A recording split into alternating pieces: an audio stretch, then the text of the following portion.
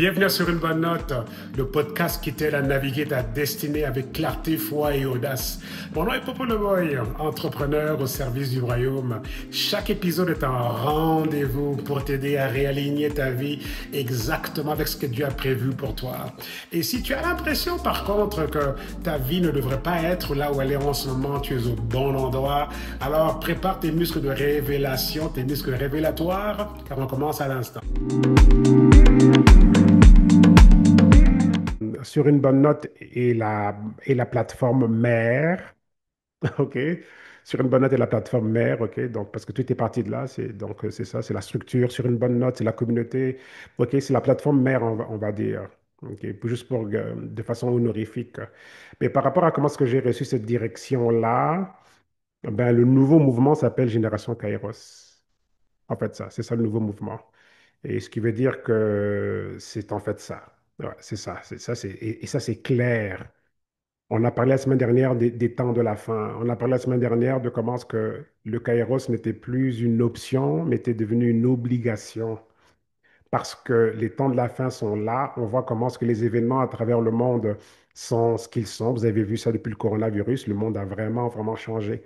Et donc, ce qui veut dire que, vu que les événements nous démontrent justement qu'il y a une accélération, il y a une compression, il y a beaucoup de choses, on va dire, on a l'impression qu'il y a beaucoup de choses qui sont précipitées, qui sont poussées, il y a beaucoup d'agendas qui sont, OK, qui ont été mis sur l'humanité et tout. Et donc, là, ça, donc, et on ne peut pas dire que ok, Jésus revient ce soir ou demain après-demain, mais on sait que dans ces temps de la fin, ben, on dit que prophétiquement, ok, tout est pratiquement déjà accompli dans le sens que ben, le retour du Christ ok, devrait être imminent, hein, et tout. Mais encore là, les différents experts et, ok, donc, bibliques peuvent s'entendre ou ne pas s'entendre. En tout cas, bref, c'est pas là le débat aujourd'hui. Mais donc, on a parlé la semaine dernière de comment c'est clair qu'on a un monde différent. Et on va vers un monde différent aussi, de plus en plus. Ok, dans le monde des affaires, on dit déjà que d'ici 2030, on aura perdu presque 1 milliard d'emplois parce que le AI, là, l'intelligence artificielle, a déjà pris donc, le dessus. Ok, on dit que c'est la prochaine, ok, c'est la prochaine grosse révolution, mais elle est déjà là en fait. Ok, elle est déjà là. L'une des prochaines grosses révolutions. Mais encore là, il y a du bien et du mal avec ça, comme dans toute chose que l'on voit là. Mais ça veut dire aussi que la Terre, ok, la matrice de la Terre, ok, passe encore à un autre niveau. Mais rendez-vous compte que toutes ces choses-là qui sont en train d'arriver ne sont pas évidemment étrangères à Dieu et en même temps, Dieu, ok, et vous allez voir tout à l'heure avec les versets qu'on va étudier, beaucoup de choses vont faire le sens. Ok, à l'Éternel, la terre et ce qu'elle renferme, le monde et ceux qui l'habitent, quoi. Ok, il y a une autre version ici qui dit, la terre est à l'Éternel avec tout ce qu'elle contient. Le monde et tous ses habitants lui appartiennent. Ok, le monde et tous ses habitants lui appartiennent. OK? Le monde et tous ses habitants lui appartiennent. C'est le psaume 24, verset 1. OK? Verset 1 et 2. Enfin, verset 1 ici. Euh, intéressant ça. OK? Donc, ce qui veut dire que lorsque vous entendez parler OK, de l'intelligence artificielle, on entend parler de l'Internet. On a eu le Telex, le télégramme avant ça. Ça, c'est comme, OK, bien avant. OK, téléphone, Telex, télégramme, Internet. OK. Lorsqu'on voit toutes ces choses-là, OK, ben c'est dans la terre. Mais on dit bien ici, OK, la terre est à l'Éternel avec tout ce qu'elle contient. OK. Alors, si on devait lire ce verset-là en 1929, là, 1930, 1940, OK, lorsqu'on avait encore le téléx, le télégramme et tout, donc la terre appartient à l'Éternel avec tout ce qu'elle contient. Le téléphone, le téléx, OK, les télégrammes, plus tard maintenant l'Internet, OK, là maintenant le AI, OK, l'intelligence artificielle. L'ennemi peut très bien, OK, l'être humain peut être très bien fonctionner avec différentes influences. OK, mais c'est intéressant de voir ici comment est-ce que ce verset nous dit clairement que la terre est à l'Éternel, que la terre est à l'Éternel, OK? Avec tout ce qu'elle contient, OK? Le monde et ses habitants, OK? Lui appartiennent. OK. Je vais nuancer ici, bien sûr, parce que on peut aller prendre un autre verset qui dit que les cieux appartiennent à l'Éternel, OK? Les cieux et tout, le ciel, les cieux, mais que à la terre, mais qu'il a donné au Fils des hommes, ok, mais qui légua la terre au Fils des hommes. Ok. Donc c'est clair que c'est lui le propriétaire. Ok. Donc la terre appartient à Dieu et tout ce qu'il y a là-dedans. OK? Mais on va dire, oui, mais et nous là-dedans? Oui. Il y a un autre verset qui dit que Dieu, en fait, OK, donc les cieux et tout lui appartiennent, OK? Donc les cieux, the highest heavens. On dit, mais par contre, la terre, il donna la terre, donc aux fils des hommes. Il donna la terre à l'humanité, OK, aux hommes en tant que tels. Donc, c'est nous, les surintendants de la terre, OK? On va dire, on agit avec, comment on dirait en anglais, power of attorney. Power of attorney, c'est du genre, si moi, je prends un papier légal, j'écris et je donne ça ici à Madame Denise et je dis que Denise a le droit d'aller à l'ambassade, retirer mon passeport, donc je donne à Denise le power of attorney. OK? Elle a le droit légal de représentation, quoi. Elle peut venir elle peut aller en mon nom parce que j'ai donné un papier légal où j'ai écrit disons que Madame Denise peut me représenter à l'ambassade pour aller chercher mon passeport. Donc, elle a ce pouvoir-là, OK, légal, que moi je lui donne parce que j'ai donné un document officiel qui lui donne l'autorité de me représenter. Vous voyez un peu? Donc, nous ici, nous avons un genre de power of attorney sur Terre, dans le sens que pour que on dise euh, que la terre est aux hommes, ok, les cieux à Dieu et la terre aux hommes, ben c'est clair qu'il fallait bien que Dieu soit le propriétaire original. C'est un propriétaire original qui peut donner à quelqu'un d'autre. Ok, il fallait bien qu'il soit le propriétaire original pour qu'il puisse nous donner la terre à nous. Ok, juste, je voulais juste nuancer ça. Ok, donc là, on revient ici dans le sens que euh, la terre est à l'Éternel avec tout ce qu'elle contient. Le monde et tous ses habitants lui appartiennent. OK? Avec tout ce qu'elle contient. Le monde et tous ses habitants. OK? Donc là, ici, on a l'intelligence artificielle qui devient le prochain grand. OK? On va dire que c'est comme partout. Alors, voici un point important. Dieu, OK? La même raison qui a fait en sorte que Dieu a stratégiquement choisi d'emmener Jésus en plein euh, on va dire en plein, euh, lorsqu'Israël était en fait sous la dominance de Rome, ok? En plein empire romain, c'est ça le mot que je cherchais, ok?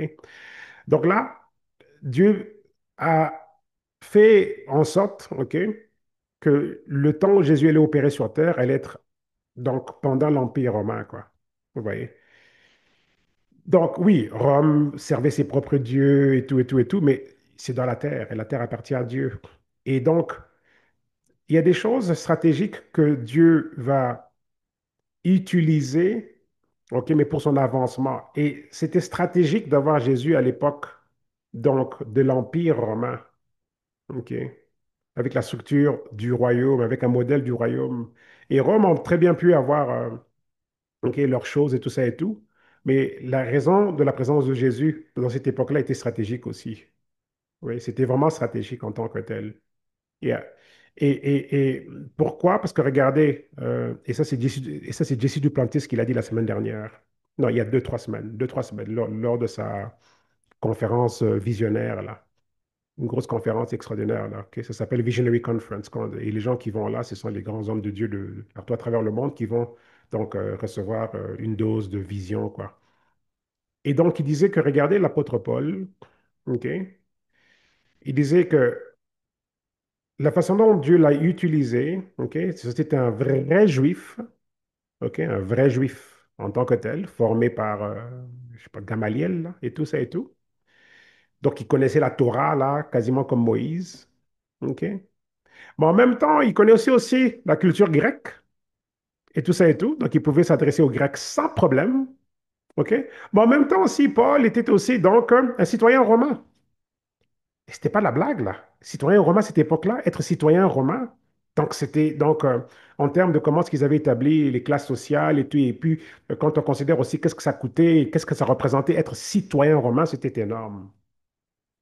Parce que regardez même lorsqu'il a dit on l'avait arrêté et tout, mais à la fin, il a dit oui, est-ce que vous allez ok, maltraiter un citoyen, je paraphrase, là, un citoyen romain, et dès que le chef là, des soldats là, a appris qu'il était citoyen romain, tout de suite, ok, on l'a traité différemment quand on était en train d'escorter Paul. Ok. Et tout, tu sais, on l'a tellement arrêté, là, c'est l'un des épisodes où il s'était fait arrêter, là. Donc là, c'était intéressant à regarder. Paul, OK? Donc, lui, il persécutait les chrétiens, c'est sûr. OK? Il pensait faire la bonne chose. Mais là, Dieu le récupère. Et là, Dieu utilise, OK? Sa, son multiculturalisme. Du fait qu'il pouvait s'adresser aux Grecs sans problème, parler comme un Grec. C'était un vrai juif des juifs, là, OK, formé par Gamaliel, et tout ça et tout. Il connaissait la Torah, là, comme les pharisiens eux-mêmes, OK? Et en fait, oui, il faisait partie du clan, hein, parce que, bon, c'est persécuté et tout. Et finalement, citoyen romain aussi. Donc là, avait en lui, OK, donc un outil extraordinaire pour les temps. Pourquoi? Parce que, oui, Pierre et compagnie, ils avaient une vision juive, vous voyez. Et dans cette vision juive-là, ben, je veux dire, ils n'auraient pas pu avoir un impact sur les Grecs et sur les Romains.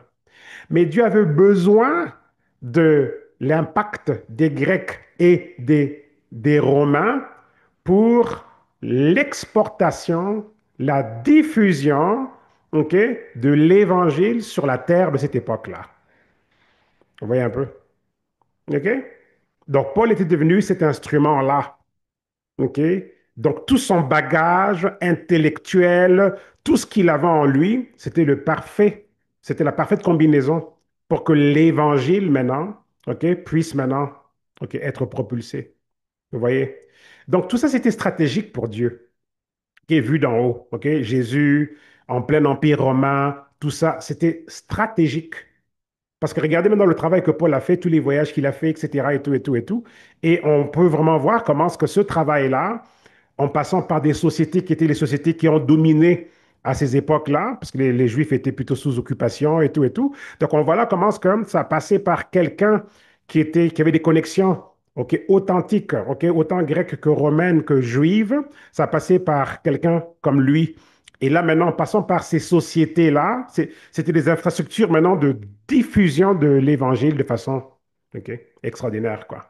OK, donc ça a vraiment, OK, contribué à vraiment expandre l'évangile. AI, Internet, tout ce qui se passe là sur Terre, là, OK? Oui, le diable aura toujours ses manœuvres, OK? Il y aura toujours les manœuvres de l'ennemi là-dedans, mais vu d'en haut, OK, quand on prend le psaume 24, OK, la terre appartient à l'Éternel et tout ce qu'elle a dedans, les gens et tout ce qu'elle contient, et toutes ces choses-là, enfin, la terre appartient à l'Éternel et tout ce qu'elle contient, les gens qui l'habitent et puis et tout, donc eux tous, OK, lui appartiennent. Ben, c'est le même principe là. Vu d'en haut, OK, très bien. L'intelligence artificielle AI, on nous dit qu'on va perdre 1 milliard d'emplois parce que là, les logiciels vont faire le travail et tout, et tout, et tout. OK?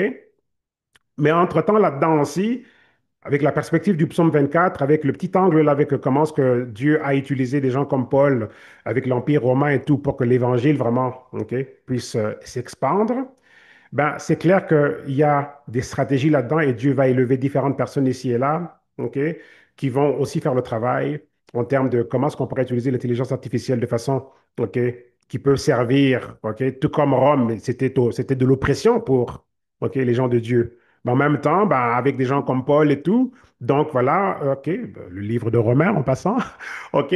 Donc bref, on voit là comment est-ce que, ben oui, ça aussi, Dieu là-dedans aussi a pu se servir de ces infrastructures-là, OK.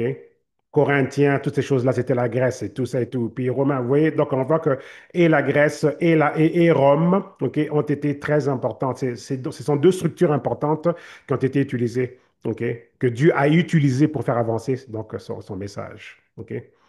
Et dans ces temps ici, avec tout ce qui se passe, OK, on voit la technologie, on voit l'intelligence artificielle, on voit comment est-ce que ça change tout, ça change l'Internet, ça change l'économie, ça change comment est-ce qu'on fait le marketing, OK, ça change tellement de choses. Mais là-dedans aussi, c'est un appel à nous tous ici de vraiment se réveiller parce que là-dedans, c'est sûr que l'agenda du cas adverse est aussi très, très fort. Ils sont aussi en train d'utiliser tout ça pour faire avancer donc aussi leur agenda. Donc, en termes de, on est pressé par le temps et les événements. OK? Donc, ça prend là, dans ces temps de la fin, une génération Kairos. C'est quoi cette génération Kairos? C'est premièrement une génération qui est d'abord consciencieuse en matière de destinée, qui est consciencieuse en matière de temps. Parce que le kairos, on ne peut pas vivre dans la dimension kairos sans avoir la notion du temps, qui est consciencieuse aussi en matière d'opportunité. OK? Mais opportunité en étant conscient que nous sommes dans une mission divine, qu'on a été envoyé par Dieu lui-même et tout, et qu'on a une destinée, on a une destination, et qu'on comprend aussi donc les enjeux par rapport au temps dans lesquels on vit. On comprend les enjeux des temps de la fin dans lesquels on est. On comprend, OK, donc on comprend tous ces enjeux-là et tout, qui fait en sorte qu'on doit, de façon obligatoire, OK, vivre avec cette conscience-là, mais avec action à l'appui. Quand je vous dis là, OK, j'ouvre mon Facebook, mon YouTube, OK, je l'ouvre maintenant public, je mets les infrastructures en place, on va officialiser ça et ça et ça. Ben, ça va, c'est dans le même esprit. Dans le sens que, pour moi, personnellement, ben, ce n'est plus le temps de, bon, on va faire ça bien, on va faire ça cute, on va attendre ça et ça. Non, il n'y a plus de temps d'attendre.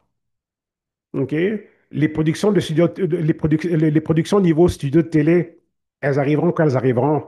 OK? Ça, c'est inévitable. Mais entre-temps, nous devons absolument donc nous engager.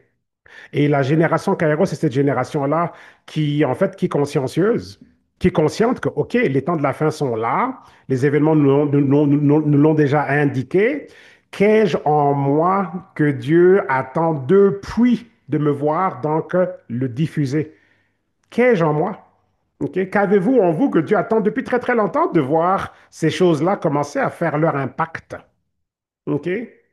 On n'a pas, on n'est plus obligé, je veux dire, on n'est pas obligé, on ne devrait pas attendre, OK, les moments parfaits, les choses grandioses. Les choses grandioses, laissant à Dieu, OK, le luxe de lui-même grandir que ce que nous, on commence de très petit, quoi. Laissons à Dieu le luxe de grandir que ce que nous, on commence de très petit. Et c'est en fait ça l'idée générale. OK, je reviendrai là-dessus graduellement en vous donnant OK, d'autres perspectives et tout. Mais c'est vraiment ça. OK? Et donc, ce podcast a été rebaptisé Génération Kairos. C'est en fait ça. Et quand on rejoint la génération Kairos, ou bien on travaille avec, ou bien, je veux dire, on collabore avec la communauté, OK, qu'on est ici, et tout, donc on comprend là qu'on est une communauté éveillée. OK? Éveillé. OK? En termes, donc, je veux dire, on est éveillé de la dimension événementielle de la Terre. OK? Bibliquement parlant, on est éveillé. Et si on est éveillé par rapport à la dimension événementielle de la Terre, par rapport à la perspective biblique, on doit absolument organiser notre vie, OK? Pour éliminer les retards. OK? On doit éliminer les retards. Et vu que le monde est déjà en train de presser le temps, OK? Si nous, on n'active pas on va dire, la dimension Kairos, si on ne l'active pas, OK, le retard est encore beaucoup plus grand. Le gouffre va devenir beaucoup plus grand. Vous voyez? OK? Le monde est en accéléré, mais pas pour les meilleurs événements, pour les mauvaises choses. OK? Le corona était un bel exemple avec ça. OK? C'est pas comme si ils ont fini. Il y a des stratagèmes derrière les rideaux que les gens ignorent. Donc, par rapport à ça, la génération Kairos est une génération éveillée. OK? C'est une génération qui va ressembler à la cinquième colonne.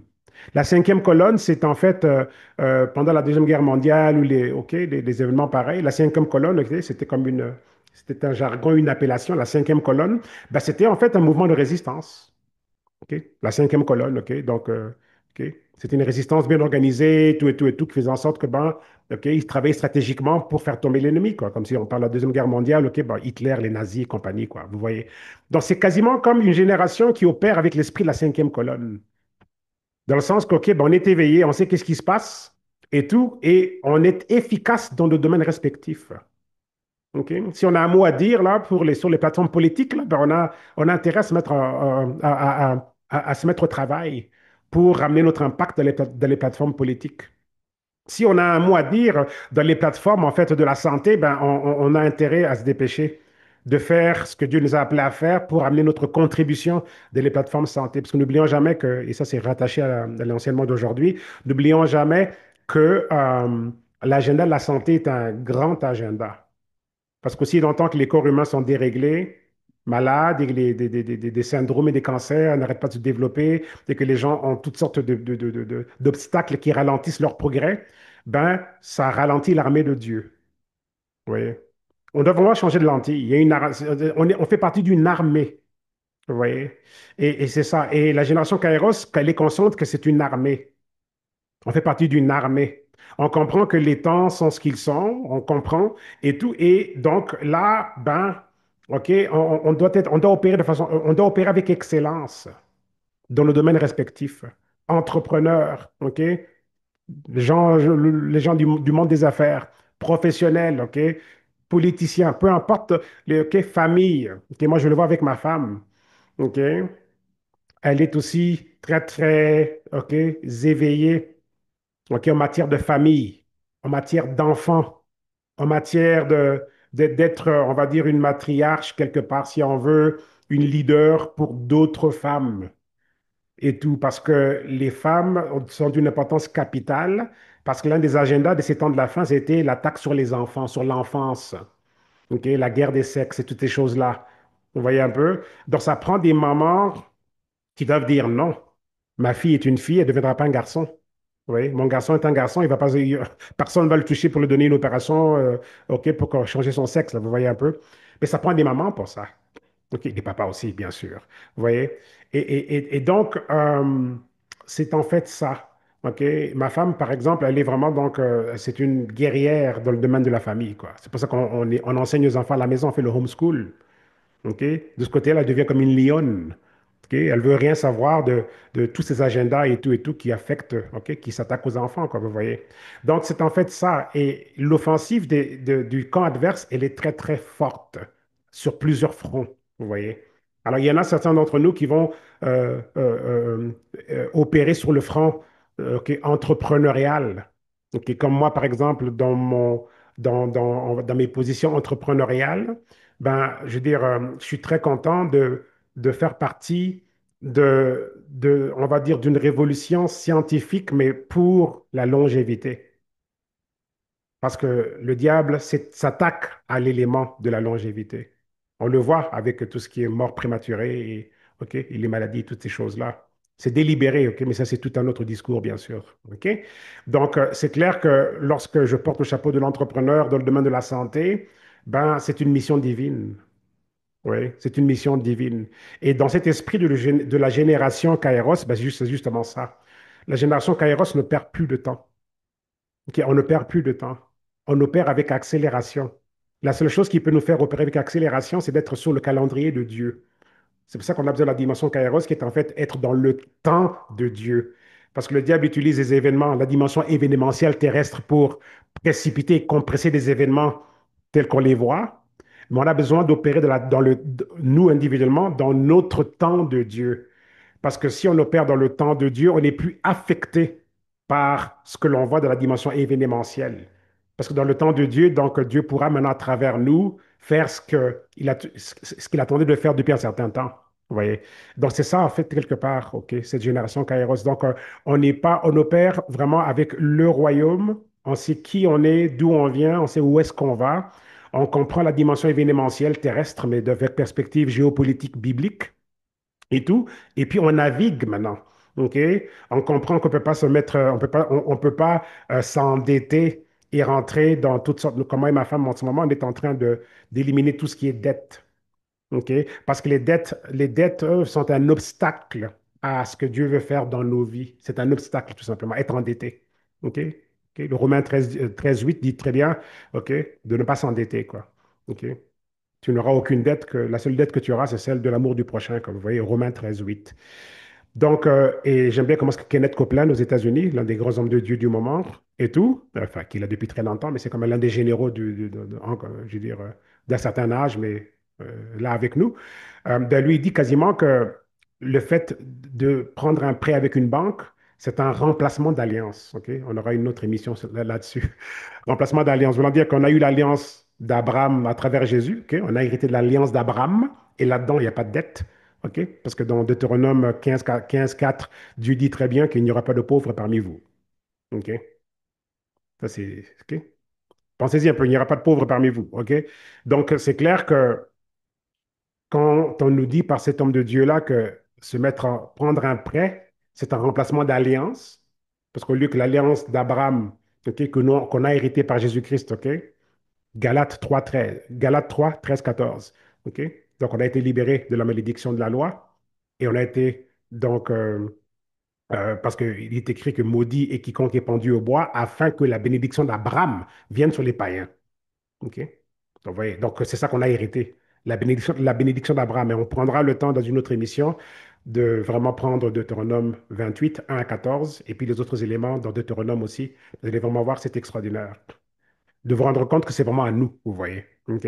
Dans Deutéronome 28, 1 à 14, ça dit, si vous obéissez l'Éternel, voilà, si vous faites ça, c'est conditionnel. Parce qu'on était dans l'Ancien Testament, ils n'étaient pas nés de nouveau, ils étaient sous la loi et tout, et ils devaient OK, respecter les instructions à la lettre.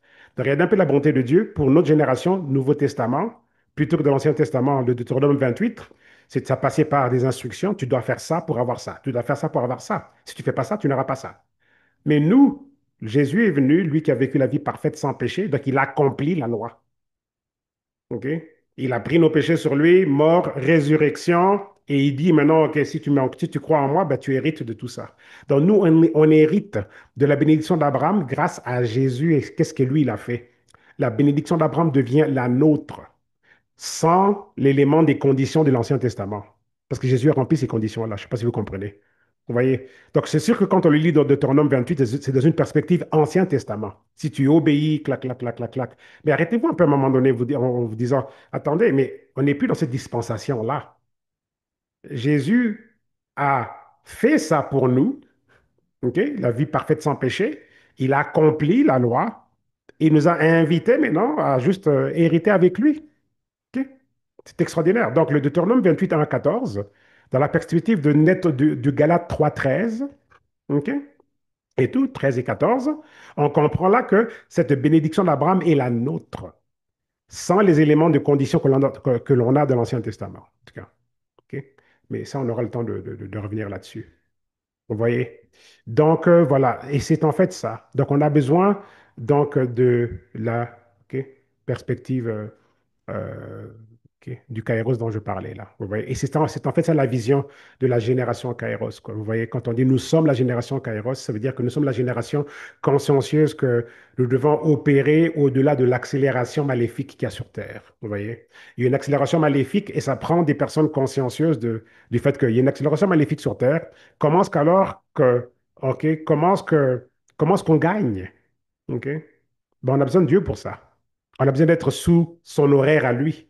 Si on rentre sous l'horaire de Dieu, ben, OK, Dieu, lui qui n'est pas affecté par le temps, c'est rien pour lui. Donc, de catapulter nos vies pour qu'on puisse accomplir des choses selon nos missions respectives et tout sans être ralenti, sans être OK, ralenti et affecté par tout ce que l'on voit qui se passe sur Terre, quoi. OK? Donc, c'est ça, grosso modo, l'idée générale de la génération Kairos. Et ce sera ça, les podcasts.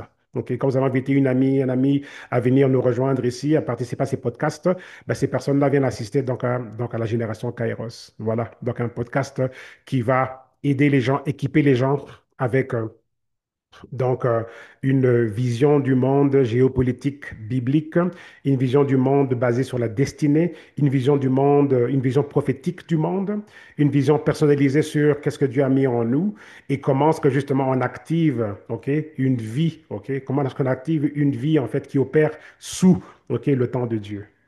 Ok, le temps de Dieu qui est en fait l'opportunité. Dieu nous offre une opportunité divine. OK? Donc, on est invité, OK, à devenir conscient, OK, à l'agenda qu'il a pour nous. Mais comprenons que l'agenda qu'il a pour nous va aussi avec le temps, son temps à lui. OK? La bonne nouvelle pour nous, c'est que son temps à lui n'est pas limité par le temps terrestre en tant que tel. OK? C'est ça, en fait. C'est ça que ça nous prend. Vous voyez, on doit vivre avec la dimension Kairos, peu importe. Qu'on soit les années 50, 40, 20, OK, tout être humain sur Terre doit être sous le temps de Dieu pour opérer et accomplir sa destinée. OK? Le diable combat, OK, a toujours combattu l'humanité pour faire sortir les gens des rails, quoi, les trains des rails, pour pas qu'on opère sur le temps de Dieu et qu'on pourchasse d'autres agendas dans la dimension chronologique où lui, il a le contrôle de nous retarder. Vous voyez? Donc, on ne veut plus opérer et pourchasser des choses qui ne sont pas de Dieu et être limité à l'ordre naturel de la chronologie, l'ordre naturel des choses. Parce que dans cet ordre naturel-là, le diable, c'est son terrain. Il viendra vous mettre des obstacles. Vous voyez? Donc, on doit donc absolument, obligatoirement organiser nos vies pour qu'elles soient des vies kairos. Ça, c'est juste obligatoire. Voulant dire qu'on a répondu oui à l'opportunité que Dieu nous offre, ok, parce que kairos, c'est une opportunité, mais divine. On doit répondre oui à cette opportunité-là et permettre à Dieu de faire ce qu'il a voulu faire depuis très, très, très longtemps. Parce qu'on doit arrêter d'être ok, freiné ok, par le cycle naturel des choses, du temps terrestre, du temps chronos. On doit se détacher de ça. Et lorsqu'on a des dettes et des paiements mensuels, c'est un piège dans le chronos. Dette, paiement mensuel, carte de crédit, ligne de crédit, hypothèque et toutes ces choses-là. On vous dit que la maison que vous venez d'acheter, vous finirez de la payer en 2070, là. OK? En l'année 2070, en l'année 2060, OK? L'année 2050. Parce qu'on vous donne un plan d'hypothèque là sur 30 ans, sur 40 ans. Vous voyez? Gros retard. Gros retard. Gros retard. Oui. Gros retard. Ouvrons nos yeux. OK? Et je vous donnerai des versets, pas aujourd'hui, je n'aurai pas le temps, mais je vous donnerai des versets pour renforcer l'aspect que nous devons, parce que j'ai eu cette révélation aussi il n'y a pas trop trop longtemps, personnellement, que je l'ai entendu de d'autres enseignements, mais là, c'est quelque chose que j'ai reçu personnellement. Personnellement. Et pour moi, c'est comme, waouh, j'ai toujours été du genre à ne pas vouloir d'hypothèque. On a fait cette erreur, moi et ma femme, de prendre des hypothèques et tout ça et tout. Grave erreur, mais même si c'était temporaire, mais c'est vraiment pas la chose à faire. Pas la chose à faire du tout. Donc, et je vous montrerai les versets qui nous indiquent clairement, OK, que tout ce qui est immobilier, le real estate, là, OK, ne devrait pas nous coûter quoi que ce soit. Quoi que ce soit. Yeah. OK, donc, voilà quoi. Et vous voyez, donc tout ce qui est dette, c'est un retard automatique. Automatique. Vous voyez. Donc, on doit absolument éviter les dettes. Pareil pour les maladies. Les problèmes de santé, retard aussi. Retard.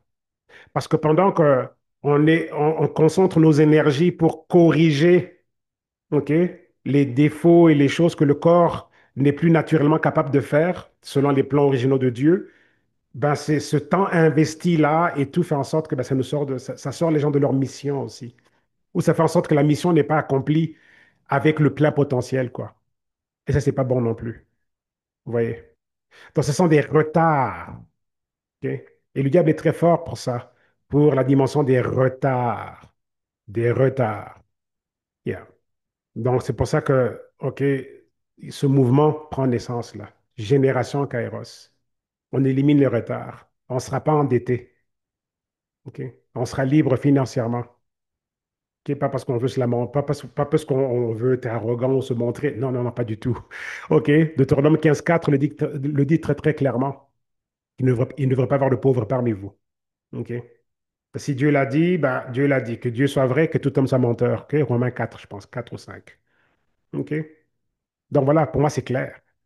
C'est clair. OK? Si Dieu l'a dit, Dieu l'a dit. Donc à nous maintenant de prendre cette révélation-là, vous voyez. Et c'est clair que maintenant que quand on active la dimension Kairos et tout, qu'on n'est plus limité par le temps terrestre, c'est clair que la liberté financière vient avec. Pensez-y un peu. La dimension Kairos, OK, nous ouvre, OK, je veux dire, nous catapulte à la liberté financière. On ne peut pas faire ce que Dieu nous appelle à faire partout à travers le monde ou dans les régions où il nous appelle à faire ces choses-là. OK? On ne peut pas faire ça de façon efficace si on doit répondre à un employeur. Il n'y a rien de mal à avoir un boulot. OK? Mais à un moment donné, là, si on doit faire un choix, c'est quoi la vie qu'on est vraiment venu vivre sur Terre? Être satisfait d'avoir été un bon employé, et pas de problème. Il y a des bénédictions par rapport à ça, être un bon employé. OK? Mais à un moment donné, là, OK, il y a des tâches qui doivent se faire. OK? Et on peut donc, voulant dire que les finances, si elles ne sont pas en place, elles nous retardent. La santé, si elle n'est pas en place, elle retarde aussi les gens. Dans la dimension Kairos, automatiquement, OK, catapulte les gens de la liberté financière. Yeah. Et dans cette dimension-là, idéalement aussi, OK, quand on opère dans ce temps de Dieu-là, OK, ben, idéalement, on veut aussi ne pas avoir des lacunes, OK, en termes en termes des révélations qui touchent à la santé, quoi. OK. Yeah. All right. Donc voilà. Donc, le nouveau nom du mouvement, c'est ça, dans Génération Kairos. Et ce sera ça dorénavant les podcasts. OK? Et ça va grandir et vous allez voir beaucoup de beaux développements par rapport à ça. Et je reviendrai graduellement avec différents éléments pour juste rendre la vision encore beaucoup plus claire. C'est quoi la Génération Kairos et pourquoi est-ce que, OK, tout le monde est invité à rejoindre un tel mouvement. Et c'est un mouvement. OK? C'est un mouvement d'éveil. OK, individuel, mais collectif aussi. C'est un mouvement collectif, mais aussi individuel. Parce qu'on a besoin de vos talents personnels. On a besoin de vos expertises personnelles, vous voyez, pour qu'on puisse avancer, quoi.